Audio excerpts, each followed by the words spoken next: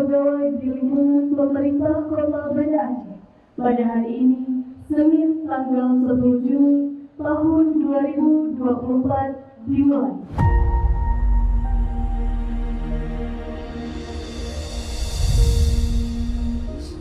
Lapor apel gabungan di lingkungan pemerintah Kota Banda Aceh, Senin 10 Juni tahun 2024 siap dimulai.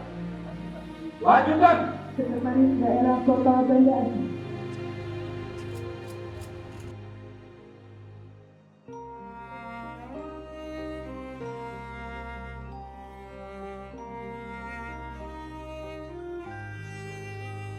Apel gabungan ini merupakan momen penting bagi kita untuk menyatukan tekad dan semangat dalam menjalankan tugas-tugas kita demi kemajuan Banda Aceh yang kita cintai. Pemerintah Kota Banda Aceh telah meraih penghargaan bergengsi Abipraya Prasetya dari Kementerian Kesehatan Republik Indonesia atas komitmen dalam menetapkan dan mengimplementasikan peraturan kepala daerah terkait kawasan hutan parpok dan aktivasi penggunaan dashboard e-money KTR.